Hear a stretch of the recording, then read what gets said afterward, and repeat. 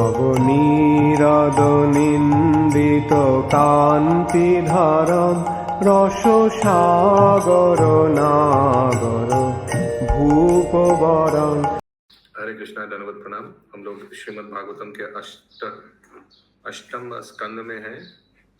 प्रथम अध्याय चल रहा है।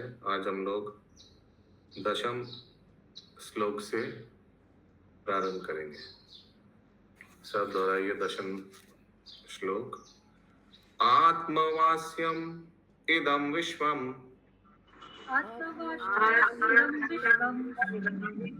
यत्किंचित् जगतां जगत्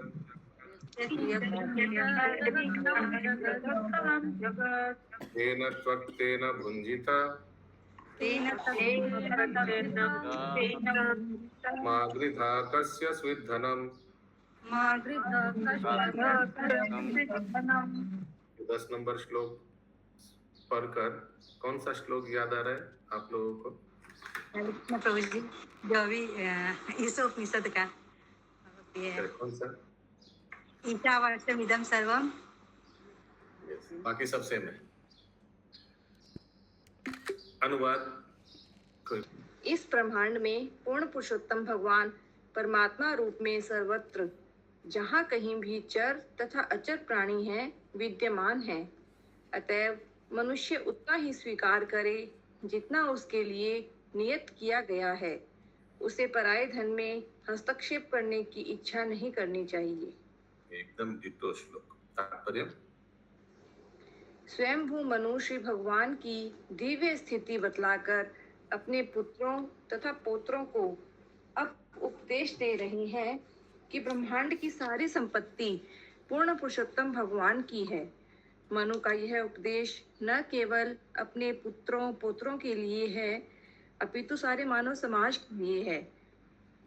मनुष्य शब्द मनु से व्युत्पन्न है क्योंकि मानव समाज के सारे सदस्य मूल मनु के वंशज हैं।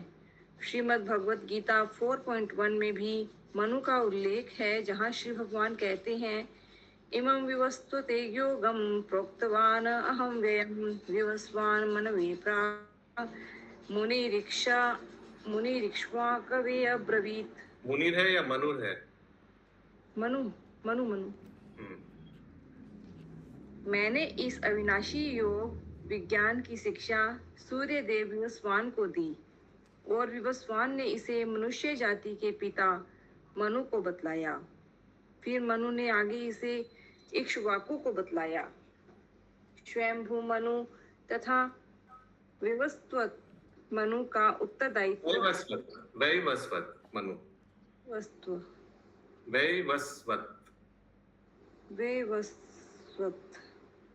उत्तरदायित्व एक जैसा है।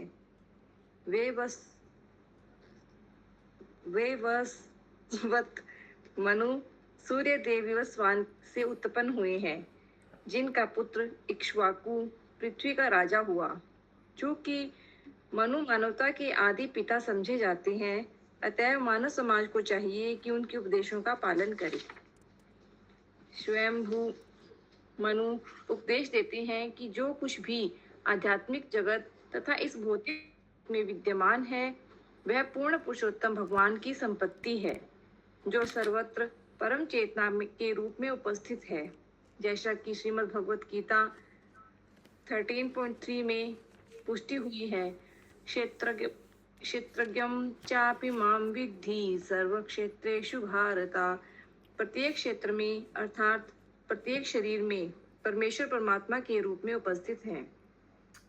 व्यक्तिगत आत्मा को एक शरीर प्रदान किया जाता है जिसमें वह रहे और परम पुरुष के आदेशानुसार कर्म करे।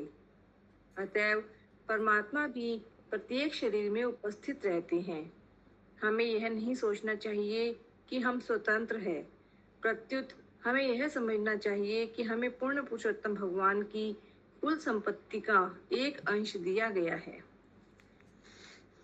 ऐसा ज्ञान पूर्ण साम्यवाद की ओर ले जाएगा।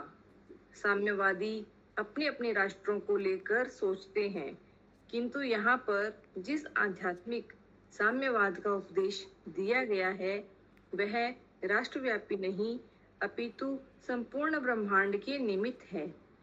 किसी राष्ट्र या किसी एक व्यक्ति का अपना कुछ नहीं होता। प्रत्येक वस्तु पूर्ण पुरुषोत्तम भगवान की है। इस श्लोक का यही अर्थ है। आत्मावास्यम इदम विश्वम। इस ब्रह्मांड में जो कुछ भी है वह पूर्ण पुरुषोत्तम भगवान की संपत्ति है। आधुनिक साम्यवादी सिद्धांत तथा संयुक्त राष्ट्र के विचार में सुधार लाया जा सकता है। यदि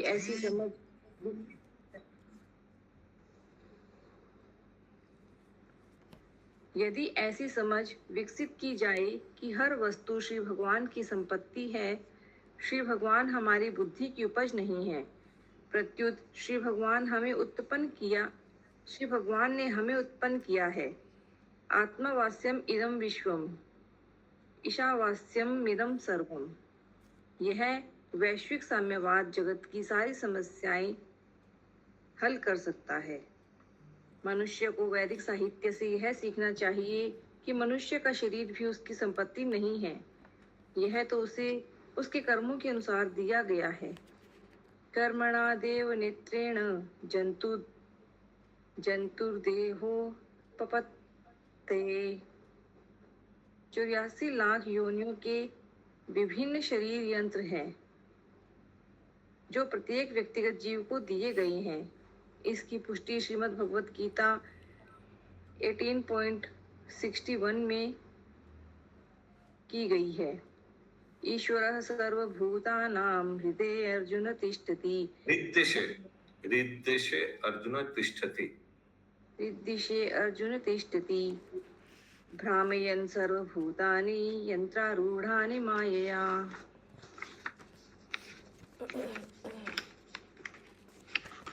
हे अर्जुन, श्री भगवान सबके हृदय में स्थित हैं और उन सारे जीवों की गतिविधियों का निर्देशन कर रहे हैं जो मानो भौतिक शक्ति से बने यंत्रों पर आरूढ़ हैं।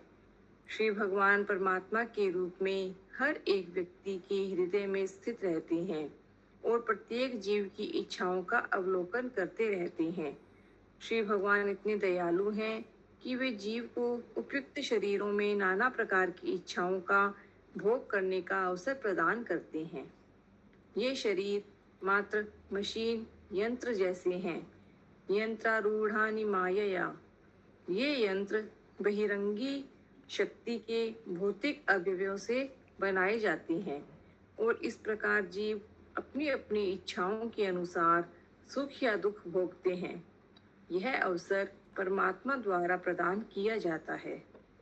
क्योंकि हर वस्तु परमेश्वर की है, अतः मनुष्य को चाहिए कि दूसरी की संपत्ति का अपहरण न करे। हम में अनेक वस्तुओं को बनाने की प्रवृत्ति है। विशेष रूप से आजकल हम गगनचुंबी प्रसादों को बना रहे हैं और अन्य भौतिक सुविधाओं का विकास कर रहे हैं, किंतु हमें यह जान लेना चाहिए कि गगनचुंबी प्रसादों तथा यंत्रों को बनाने में जिन अवयवों की आवश्यकता होती है उन्हें पूर्ण पुरुषोत्तम भगवान के अतिरिक्त अन्य कोई नहीं बना सकता। सारा जगत 5 तत्वों के मेल के अतिरिक्त और कुछ नहीं है। तेजोवारी मृदाम यथा विनिमय। गगनचुंबी प्रसाद मिट्टी जल अग्नि का ही रूपांतरण है। मिट्टी तथा जल को मिलाकर अग्नि में पकाकर ईंटें बनाते हैं और इन्हीं ईंटों से गगनचुंबी प्रसाद की ऊंची रचना होती है। यद्यपि ईंटें मनुष्य द्वारा बनाई जा सकती हैं, किंतु उनके अवयव उसके द्वारा निर्मित नहीं होते। निसंदेह निर्माता के रूप में मनुष्य श्री भगवान से वेतन प्राप्त कर सकता है। यही यहाँ पर कहा गया है। तेन त्यक्तेन भुंज्यथा। मनुष्य विशाल गगनचुंबी प्रसाद तो बना सकता है, किंतु निर्माता, व्यापारी या मजदूर कोई भी इसके स्वामित्व का दावा नहीं कर सकता। स्वामित्व तो उस व्यक्ति का होता है जिसने इस प्रसाद के लिए धन का व्यय किया है। श्री भगवान ने जल, मिट्टी, वायु, अग्नि तथा आकाश की रचना की है और कोई भी इनका उपयोग करके वेतन प्राप्त कर सकता है। तेन त्यक्तेन भुंजिन था, किंतु कोई स्वामित्व नहीं जता सकता। यह परिपूर्ण साम्यवाद है। बड़ी बड़ी इमारतें बनाने की हमारी प्रवृत्ति का उपयोग केवल बड़े तथा कीमती मंदिरों के बनवाने में होना चाहिए, जिनमें पूर्ण पुरुषोत्तम भगवान का अर्चा विग्रह स्थापित किया जाता है, तथा भवन बनवाने की हमारी इच्छा पूरी हो जाएगी। तब भवन बनाने की हमारी इच्छा पूरी हो जाएगी। क्योंकि सारी संपत्ति पूर्ण पुरुषोत्तम भगवान की है, अतः प्रत्येक वस्तु श्री भगवान को अर्पित की जानी चाहिए और हमें मात्र प्रसाद ग्रहण करना चाहिए। हमें हमारी आवश्यकता से अधिक प्राप्त करने के लिए आपस में नहीं लड़ना चाहिए, जैसा कि श्री नारद मुनि ने महाराज युधिष्ठिर से कहा है, यावत् भ्रियेत जठरम तावत् स्वत्वम हि देहिनाम अधिकम योऽभि मन्येत सस्तेनो दंडमर्हति। मनुष्य को चाहिए कि उतनी ही संपत्ति के स्वामित्व का दावा करे जितनी शरीर निर्वाह के लिए पर्याप्त हो, किंतु जो इससे अधिक के स्वामित्व की इच्छा जताता है वह चोर है और प्रकृति के नियमों द्वारा दंडित होने योग्य है। श्रीमद् भागवतम 7.14.8। निसंदेह हमें खाने, सोने, मैथुन करने तथा रक्षा करने की आवश्यकता पड़ती है, आहार, निद्रा, भय, मैथुन। किंतु जब पूर्ण पुरुषोत्तम भगवान ने पक्षियों और मधुमक्खियों तक के लिए इन जीवन आवश्यकताओं की पूर्ति कर रखी है, तो फिर वे मनुष्य के लिए क्यों ना करें। आर्थिक विकास की कोई आवश्यकता नहीं है, हर एक वस्तु पहले से दी हुई है। अतः मनुष्य को यह समझना चाहिए कि प्रत्येक वस्तु भगवान श्री कृष्ण की है और इसी विचार से प्रसाद ग्रहण किया जा सकता है। किंतु यदि कोई दूसरों की हिस्से में हस्तक्षेप करता है तो वह चोर है। हमें आवश्यकता से अधिक कोई भी वस्तु स्वीकार नहीं करनी चाहिए। अतएव यदि भाग्यवश हमें प्रचुर धन प्राप्त हो जाए तो हमें सदैव यह मानना चाहिए कि यह पूर्ण पुरुषोत्तम भगवान का है। कृष्ण भावनामृत में हमें पर्याप्त धन मिलता है, लेकिन हमें यह कभी नहीं समझना चाहिए कि यह धन हमारा है। यह तो पूर्ण पुरुषोत्तम भगवान का है और कार्यकर्ताओं अर्थात भक्तों में समान रूप से वितरित कर दिया जाना चाहिए। किसी भक्त को यह दावा नहीं करना चाहिए कि यह धन या संपत्ति उसकी है। यदि कोई यह सोचता है कि इस विराट ब्रह्मांड की संपत्ति का कोई भी अंश उसका है, तो उसे चोर समझना चाहिए और वह प्रकृति के नियमों द्वारा दंडनीय है। देवी ही ऐश गुणमयी मम्माया दुरत्यया। कोई न तो भौतिक प्रकृति की चौकसी से बच सकता है, न उससे अपने इरादे छिपा सकता है। यदि मानव समाज नियम के विरुद्ध यह दावा करता है कि वह इस ब्रह्मांड की आंशिक या पूरी संपत्ति मनुष्य जाति की है, तो सारे इस मानव समाज को चोरों का समाज होने का शाप मिले और इन चोरों के समाज को प्रकृति के नियमों द्वारा दंडित किया जाएगा। हरे कृष्ण। अगला श्लोक 11 नंबर। यम पश्यति न पश्यन्तम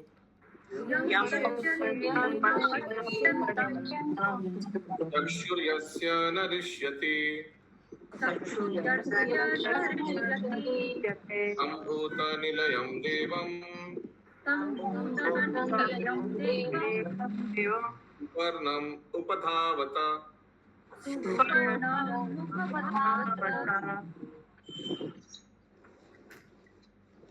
यद्यपि पूर्ण पुरुषोत्तम भगवान विश्व के कार्यकलापों को निरंतर देखते रहते हैं, किंतु उन्हें कोई नहीं देख पाता। फिर भी किसी को यह नहीं सोचना चाहिए कि चूंकि उन्हें कोई नहीं देखता, अतः वे भी उसे नहीं देखते। स्मरण रहे कि उनकी देखने की शक्ति में कभी हास नहीं होता। अतः प्रत्येक व्यक्ति को चाहिए कि उन परमात्मा की पूजा करे जो प्रत्येक व्यक्तिगत जीव के साथ मित्र रूप में सदैव रहते हैं। भगवान श्री कृष्ण की स्तुति करते हुए पांडवों की माता श्रीमती कुंती देवी ने कहा, अलक्ष्यम सर्वभूतानाम अंतर्बहिरवस्थितम। हे कृष्ण, आप हर एक के अंदर और बाहर निवास करते हैं, फिर भी बुद्धिहीन बद्ध जीव आपको नहीं देख पाता। श्रीमद् भगवत गीता में कहा गया है कि मनुष्य ज्ञान चक्षुओं के द्वारा पूर्ण पुरुषोत्तम भगवान को देख सकता है। हमारे इन ज्ञान चक्षुओं को खोलने वाले को गुरु कहते हैं। अतएव हम निम्नलिखित श्लोक से गुरु की प्रार्थना करते हैं। ओम अज्ञानतिमिरान्धस्य ज्ञानाञ्जनशलाकया चक्षुरुन्मिलितं येन तस्मै श्री गुरुवे नमः। मैं अपने गुरु को प्रणाम करता हूँ जिन्होंने ज्ञान के दीप से मेरी उन आंखों को खोल दिया है जो अज्ञान के अंधकार से अंधी हो गई थी। गौतमीय तंत्र। गुरु का कार्य शिष्य की ज्ञान रूपी आंखों को खोलना है। जब शिष्य ज्ञान से जगकर ज्ञान प्राप्त करता है तब वह पूर्ण पुरुषोत्तम भगवान को सर्वत्र देख सकता है, क्योंकि श्री भगवान वास्तव में सर्वत्र है। अंडांतरस्थ परमाणु चयंतरस्तम। श्री भगवान इस ब्रह्मांड के भीतर, समस्त जीवों के हितों के भीतर, यहाँ तक कि परमाणु के भीतर भी निवास करते हैं। चूंकि हम में हरे कृष्ण माता है, हरे माता जी थोड़ा स्लो पढ़िए। चूंकि हम में पूर्ण ज्ञान का अभाव है, अतएव हम ईश्वर को नहीं देख सकते, किंतु थोड़े से सोच विचार से हम ईश्वर को सर्वत्र देख सकते हैं। इसके लिए प्रशिक्षण की आवश्यकता है। थोड़े सोच विचार ही से हम अधम से अधम व्यक्ति भी ईश्वर की उपस्थिति की अनुभूति कर सकते हैं। यदि हम इस पर विचार करें कि यह विशाल सागर किसकी संपत्ति है, यह विशाल भूखंड किसकी संपत्ति है, आकाश किस तरह टिका है, आकाश में किस तरह लाखों तारे तथा ग्रह टिके हुए हैं, इस ब्रह्मांड को किसने बनाया और यह किसकी संपत्ति है, तो हम निश्चित रूप से इस निष्कर्ष पर पहुंचेंगे कि सभी वस्तुओं का कोई स्वामी है। जब हम किसी भूखंड पर व्यक्तिगत रूप से या अपने परिवार या राष्ट्र के रूप में स्वामित्व का दावा करते हैं, तो हमें यह भी विचार करना चाहिए कि आखिर हम उसके स्वामी किस तरह बने। यह भूखंड हमारे जन्म से पूर्व भी वही था, तो फिर यह हमारी संपत्ति कैसे बना? ऐसा विचार विमर्श हमें यह समझाने में सहायक होगा कि हर वस्तु के एक परम स्वामी अर्थात पूर्ण पुरुषोत्तम भगवान होते हैं। हरे कृष्ण। समझ में आ रहा है शुभंकरी राधा माता जी? थोड़ा थोड़ा आगे। परमेश्वर सदा जागृत रहते हैं। बद्धावस्था में हम उन वस्तुओं को भूल जाते हैं, क्योंकि हमारे शरीर बदलते रहते हैं, किंतु क्योंकि पूर्ण पुरुषोत्तम भगवान अपना शरीर नहीं बदलते, अतएव वे भूत, वर्तमान तथा भविष्य को स्मरण में रखते हैं। कृष्ण ने श्रीमद् भगवत गीता 4.1 में कहा है, इमं विवस्वते योगम प्रोक्तवान अहम व्ययम। मैंने कम से कम 4 करोड़ वर्ष पूर्व सूर्य देव से यह ईश विज्ञान श्रीमद् भगवत गीता कहा था। जब अर्जुन ने भगवान श्री कृष्ण से पूछा कि वे इतने पहले घटी घटनाओं को किस प्रकार स्मरण रख सके, तो श्री भगवान ने उत्तर दिया कि हे अर्जुन, उस समय तुम भी उपस्थित थे, क्योंकि अर्जुन भगवान श्री कृष्ण का सखा है। अतएव जहाँ जहाँ श्री कृष्ण जाते हैं वहाँ वहाँ अर्जुन भी जाता है। लेकिन अंतर यही है कि भगवान श्री कृष्ण हर बात का स्मरण रखते हैं, जबकि अर्जुन जैसा जीव परमेश्वर का सूक्ष्म कण होने के कारण भूल जाता है। अतएव यह कहा गया है कि श्री भगवान की चौकसी में कभी कमी नहीं आती। इसकी पुष्टि श्रीमद् भगवत गीता 15.15 में भी की गई है।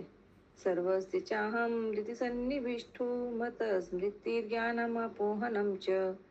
परमात्मा रूप में पूर्ण पुरुषोत्तम भगवान सारे जीवों के हृदयों में सदैव निवास करते हैं और उन्हीं से स्मृति, ज्ञान तथा विस्मृति उत्पन्न होती है। इस श्लोक में सुपर्णम शब्द से इसी का संकेत मिलता है, जिसका अर्थ है मित्र। अतएव श्वेताश्वर उपनिषद 4.6 में कहा गया है, द्वा सुपर्णा सुयजा सखाया समान वृक्षम परिस्वजाते। एक ही वृक्ष पे दो पक्षी मित्रों के रूप में बैठे हैं। एक पक्षी वृक्ष के फल खा रहा है और दूसरा देख रहा है। यह देखने वाला पक्षी खाने वाले पक्षी के मित्र रूप में सदैव उपस्थित रहता है और उसे उन वस्तुओं का स्मरण दिलाता है जो वह करना चाहता है।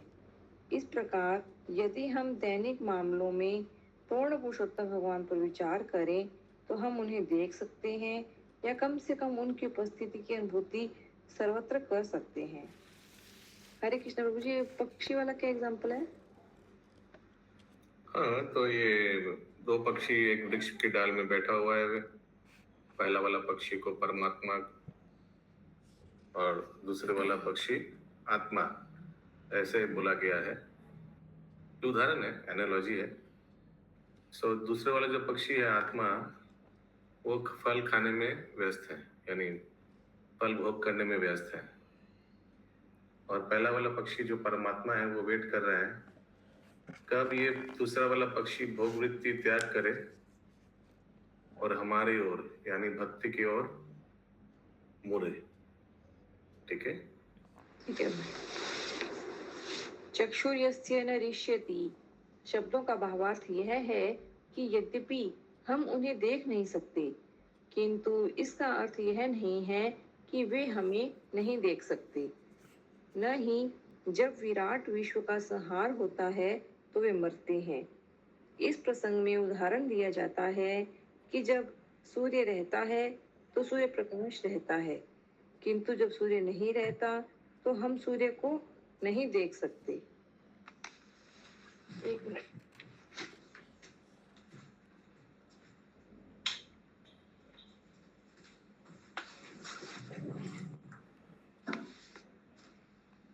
हम सूर्य को नहीं देख सकते तो इसका अर्थ यह नहीं होता कि सूर्य विनिष्ट हो गया। सूर्य फिर भी रहता है, किंतु हम उसे देख नहीं सकते। इसी प्रकार यद्यपि हम अपने वर्तमान अंधकार में या ज्ञान के अभाव में पूर्ण पुरुषोत्तम भगवान को देख नहीं सकते, तो भी वे हमारे कार्यकलापों को देखते हुए सदैव उपस्थित रहते हैं। वे परमात्मा के रूप में साक्षी तथा उपदेशक, उपद्रष्टा और अनुमंता हैं। अतएव गुरु के उपदेशों का पालन करते हुए एवं प्रामाणिक ग्रंथों का अध्ययन करते हुए हम यह समझ सकते हैं कि ईश्वर हमारे समक्ष उपस्थित हैं और हर वस्तु को देख रहे हैं, यद्यपि उन्हें देखने के लिए हमारे पास आंखें नहीं हैं। हरे कृष्ण।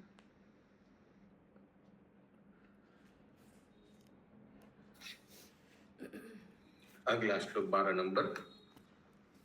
न यस्यद्यन्तौ मध्यम च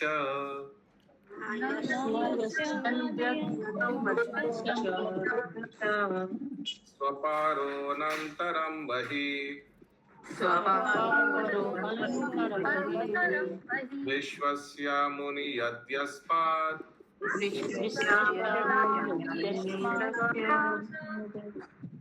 विश्वं च तद् महत्।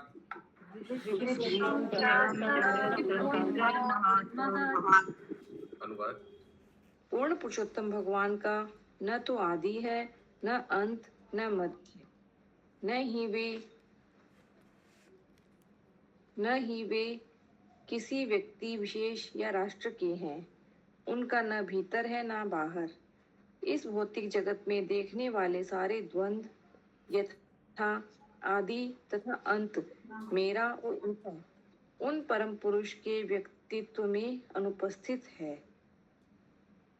यह ब्रह्मांड जो उनसे होता है, उनका एक दूसरा लक्षण है। अतः श्री भगवान परम सत्य है और उनकी महानता पूर्ण है। ब्रह्म संहिता में पूर्ण पुरुषोत्तम भगवान श्री कृष्ण का वर्णन मिलता है। ईश्वर परम कृष्ण सच्चिदानंद विग्रह अनादिरादिर गोविंद सर्व कारण कारणम। गोविंद नाम से विख्यात श्री कृष्ण परम नियंता है। उनका शरीर सनातन, आनंदमय और आध्यात्मिक है। वे सबके उद्गम हैं। उनका कोई अन्य उद्गम नहीं है, क्योंकि वे समस्त कारणों के मूल कारण हैं। श्री भगवान के अस्तित्व का कोई कारण नहीं है, क्योंकि वे सभी वस्तुओं के कारण हैं। वे प्रत्येक वस्तु में रहते हैं। मया ततम इदम सर्वम। उनका विस्तार सभी वस्तुओं में है, किंतु वे प्रत्येक वस्तु नहीं है।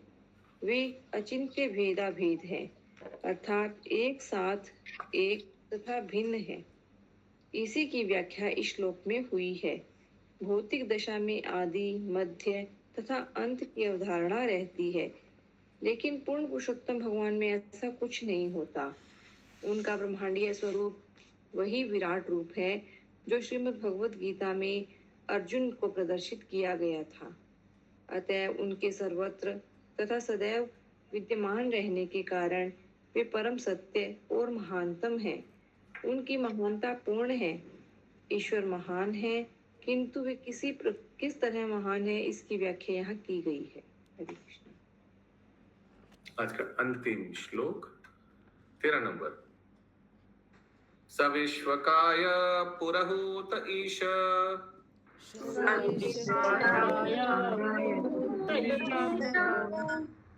सत्या स्वयं ज्योतिरज पुराण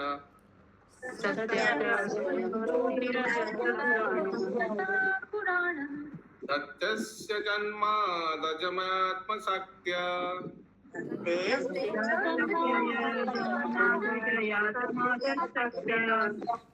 तां विद्ययोदस्य निरैः अस्ति।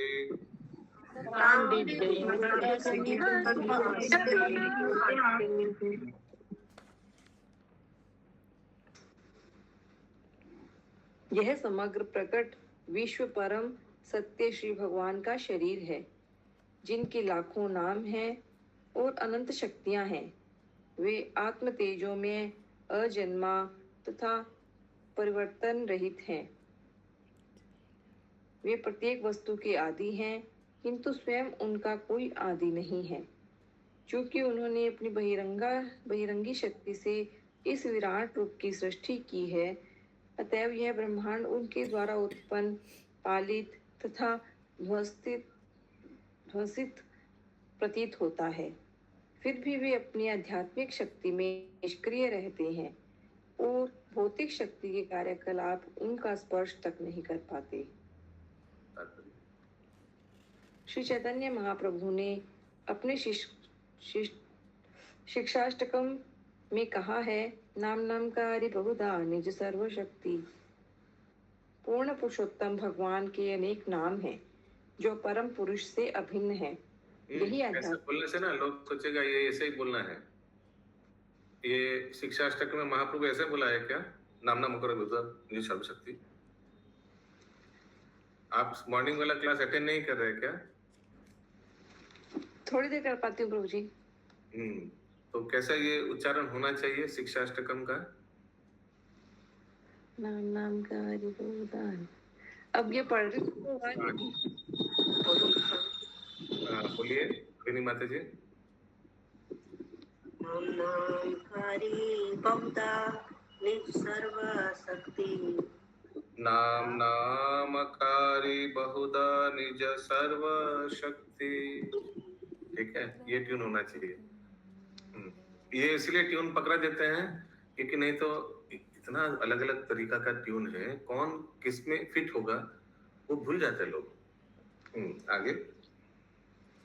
श्री भगवान के नामों से युक्त हरे कृष्ण महामंत्र के जप से हमें ज्ञात होता है कि नाम में व्यक्ति की सारी शक्तियां रहती हैं। श्री भगवान के कार्यकलाप अनेक हैं और इन्हीं के अनुसार उनके अनेक नाम हैं। वे माता यशोदा के और माता देवकी के पुत्र के रूप में प्रकट हुए, अतः उन्हें देवकी नंदन तथा यशोदा नंदन कहा जाता है। परास्य शक्तिर विविधेव श्रुत्ये। श्री भगवान की शक्तियां अनेक हैं, अतः वे नाना प्रकार से कार्य करते हैं। फिर भी उनका एक विशेष नाम है। शास्त्र संस्तुति करते हैं कि हम किन नामों का कीर्तन करें, यथा हरे कृष्णा कृष्ण कृष्णा हरे हरे। ऐसा नहीं है कि हमें कोई नाम ढूंढना पड़े या बनाना पड़े, प्रत्युत हमें उनके पवित्र नाम के कीर्तन के लिए संतों तथा शास्त्रों का अनुगमन करना चाहिए।